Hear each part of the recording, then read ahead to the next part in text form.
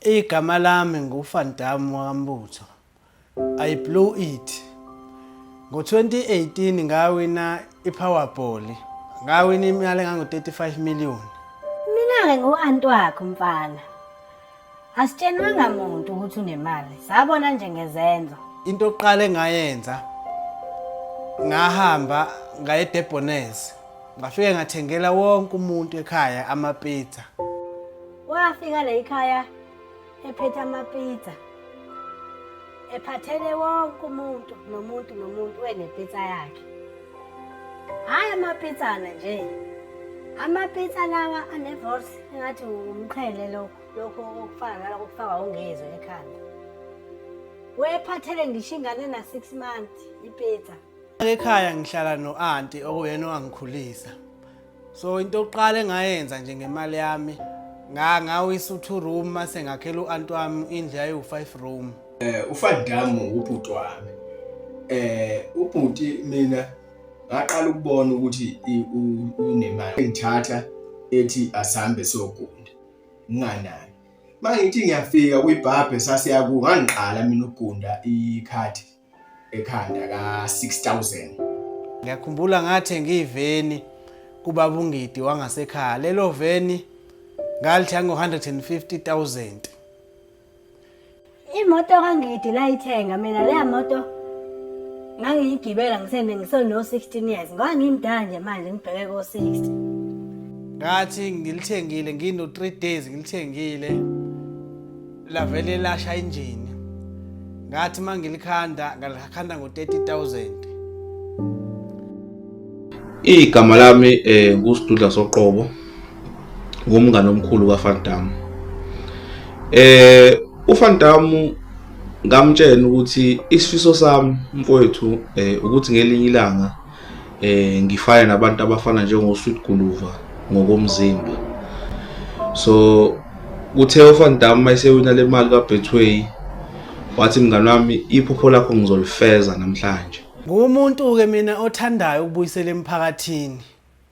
So into nje oqala engayenza i-campaign yokubuyisela emphakathini.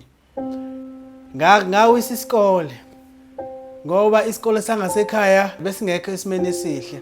Kanti namaklasi abeshoda vele. So ngakhuluma noprincipal sawiswa isikole. Wathi isikole sesiwisile. Wawakha ugrade 1.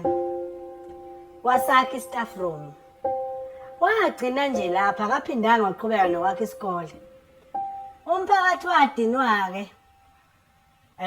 Weza la ekhaya yakhe. Wafike washisa indlu yona le ayengakhele yona. Sasala nje nendle eyodwa ke. uVan Damme umuntu vele obethanda ukudla amagwinya. Ngaye kangakuthanda amagwinya. Igwinya besibuye silithenge la kuMambokazi. Kodwa uPoloni ube booka iflight uPoloni ehambe ayothenga eCape Town ethi ufuna onomsoco. Silinde yena ke namagwinya la ekhaya esayothenga uPoloni eCape Town. Abangani bami bengibenzela izinto eziningi ezinhle.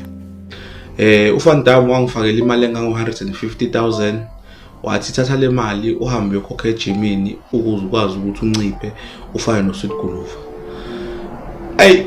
Ngangiqala mina empilweni yami ukukhuluphaliswa imali yokuncipha ngale yandlela. Ngagcina sengibizwa ngoSweet Fat Cook. Khona umuntu owangiskema imali wathi angifake u4 million. Uzobuya usu15 million emva kwa 2 weeks. Ngawufaka u4 million kwathi emva kweviki angisabathola ucingweni. Ngathi ngiya eoffice la ababekhona ngi-investor. Ngafika lapho sekuthiwa kuno my friend oyedayisa amayababa. Akukho ukubonakala njengamanje ekhaya uVan Damme wena. Ngathenga inkukhu zamaqanda. Nakhona lezo nkukhu ngangifuna ukuthi ngivule ilokhuzana ibusiness lokudayisa amaqanda. Zazi u27. Out of 27 ngathi uzazi u9 inkukhu ezazibhosha amaqanda. The rest zaziyinyela ikaka nje. Okwena kwakhe imali ngangithi kuzothuthukisa impilo zethu. Kodwa kwazithuthukisa ngoview once. Ngoba yonke into ayenzile yaphinde yabuyela emuva. Njengamanje ngiyayiphantela. ngidayisa ama-wiper emoto emarobhothini.